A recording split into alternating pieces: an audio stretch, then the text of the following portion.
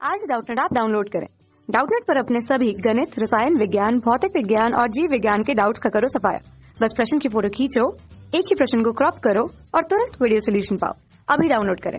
पारे की 27 एक समान बूंदें एक ही समय पर 10 वोल्ट के समान विभव से आवेशित की गई है। माना कि एक बूंद का आकार जो है गोलीय है, ठीक है। अब गोलीय आकार है तो आयतन भी गोलीय वाला सूत्र लगाएंगे। सभी बूंदें मिलकर एक बड़ी बूंद का निर्माण कर ले, जो कि गोलीय बूंद ही होगी, बड़ी बूंद भी गोलीय होगी, ठीक है। तब इस बड़ी बूंद का विभव क्या होगा ये हमको ज्ञात करना है। मान हमको दिया 90 वोल्ट, 40 वोल्ट, 160 वोल्ट, 10 वोल्ट, ठीक है। तो दोस्तों प्रश्न में जो दिया है वो मान लिख लेते हैं। पारे की एक समान 27 बूंदें हैं, ठीक है। तो n का मान हमको 27 दिया हुआ है, ठीक। पारे की बूंदे जो है वो गोली है, ठीक है। तो एक समान गोली जो बूंदे है वो 27 संख्या पे है। इसको मिलाकर हम क्या कर देंगे, मान लेंगे कि ये 27 है, ठीक है। तो इनको मिलाकर एक बड़ा गोला बना लेंगे पारे का, ठीक। अब सभी पे, प्रत्येक पे जो विभवांतर है वो क्या है, 10 वोल्ट है। प्रत्येक के लिए, सबके लिए, इसके लिए भी, इसके लिए भी, इसके लिए भी तथा इसके लिए, सभी के लिए 10-10 वोल्ट है, ठीक है। अब इनको हम क्या मान लेते हैं कि किसी एक गोले को लेते हैं, पारे का छोटा गोला। तो छोटे गोले का आवेश हम मान लेते हैं स्मॉल क्यू है, ठीक। स्मॉल क्यू इस छोटे गोले का प्रत्येक का आवेश है। अब बड़े गोले सबको मिलाकर जो बड़ा गोला बना लिया उसका आवेश कैपिटल क्यू ले लेते हैं। तो छोटा आवेश गुना एन, मतलब कितनी संख्या में है छोटा आवेश, एन संख्या में, तो ये बड़ा आवेश का माना जाएगा। तो बड़ा आवेश बराबर क्या हो जाएगा, 27 गुना छोटा आवेश, ठीक है। एन का मान 27 है तो 27 गुना छोटा आवेश, ऐसा हम लिख सकते हैं, ठीक।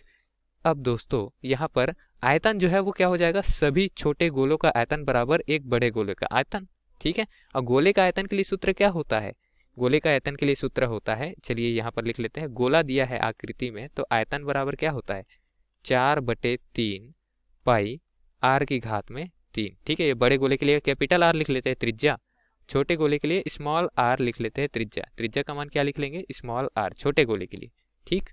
तो 27 छोटे गोले का आयतन मिलकर एक बड़े गोले का आयतन बना रहा है, ठीक है। तो छोटे गोले का आयतन क्या हो जाएगा, 4/3 पाई स्मॉल आर की घात 3 बराबर बड़े गोले का आयतन 4/3 पाई कैपिटल आर की घात में 3। तो दोनों ही पक्षों से 4/3 पाई जो है वो निकाल सकते हैं क्योंकि दोनों पक्षों पर उभयनिष्ठ है। 27 गुना आर की घात 3 जो है कैपिटल आर की घात 3 है। तो यहाँ आर और स्मॉल आर के बीच संबंध अगर हम देखेंगे तो यहाँ घन मूल कर देंगे दोनों पक्षों पे। तो आर है, घन मूल करेंगे तो हमारा मान क्या आ जाएगा, आर बचेगा, आर की घात 3 से 3 हट जाएगा। वैसे ये 27 को मैं क्या लिख सकता हूँ, 3 की घात में 3, क्योंकि 3 गुना 3 9, 9 गुना 3 27, ठीक है। और स्मॉल आर की घात 3, इसका हम घन मूल करेंगे तो हमारा मान क्या आ जाएगा, 3 गुना आर। तो इस तरीके से बता सकते हैं कि 3 गुना स्मॉल आर बराबर कैपिटल आर, मतलब बड़े बूंद की त्रिज्या है वो छोटे बूंदों की त्रिज्या की 3 गुनी है।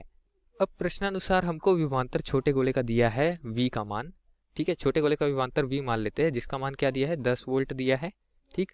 बड़े गोले का विभवांतर जो है उसको v डैश मान लेते हैं, जिसका मान हमको ज्ञात करना है, ठीक है।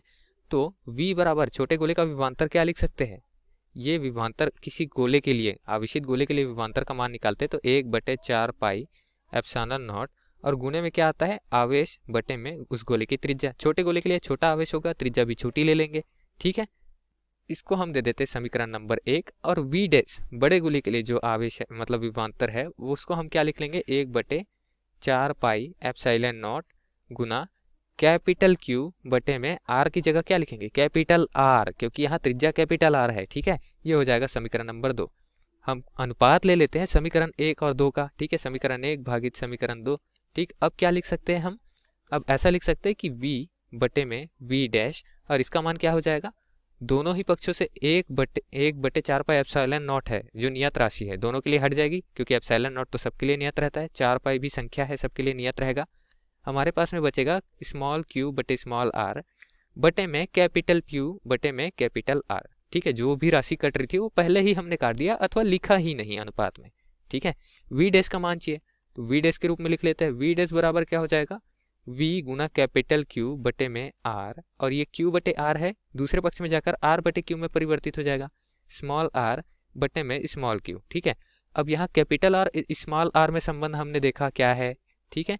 कैपिटल क्यू और स्मॉल क्यू में भी संबंध हमने देख लिया क्या है, तो किसी एक रूप में लिख लेंगे। कैपिटल क्यू को स्मॉल क्यू के रूप में लिख लेते हैं, कैपिटल आर को स्मॉल आर के रूप में लिख लेते हैं।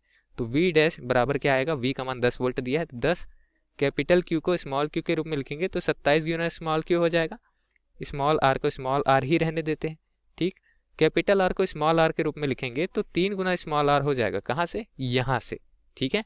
और इसके पश्चात यहाँ पर स्मॉल क्यू आ जाएगा। तो क्या क्या चीज़ें कट रही है यहाँ पर, स्मॉल क्यू से स्मॉल क्यू, स्मॉल आर से स्मॉल आर। तो जो जो चीज़ें कटेगी उनको हटा देंगे, बाकी संख्या बचेंगे तो उनका गणना करेंगे। ठीक है, तो यहाँ से वी डैश बराबर क्या आ जाएगा, 3 से 27 गया 9 बचा, 9 गुना 10 90, ऐसा ही मात्रक क्या हो जाएगा, वोल्ट हो जाएगा। तो 90 वोल्ट हमारा वी डैश का मान आ गया, जो कि दिए गए प्रश्न के लिए उत्तर है। मतलब बड़ी जो जिसकी त्रिज्या कैपिटल आर है, बड़ी बूंद है पारे की, उसके लिए वोल्ट जो है वो 90 वोल्ट का विभवांतर आ गया, विभव आ गया है। ठीक है, विभवांतर नहीं विभव, बड़ी बूंद का विभव क्या हो गया 90 वोल्ट। विकल्प में देखते हैं, ये हमको दिख रहा है विकल्प क्रमांक ए पे। तो विकल्प क्रमांक ए दिए गए प्रश्न के लिए सही उत्तर हो जाएगा दोस्तों। धन्यवाद। कक्षा 6 से 12वीं से लेकर नीट, IIT, JEE वो एडवांस के लेवल तक 1 करोड़ से ज्यादा छात्रों का भरोसा। आज ही डाउनलोड करें डाउटनेट ऐप या व्हाट्सएप करें अपने सारे डाउट्स 8400 400 400 पर।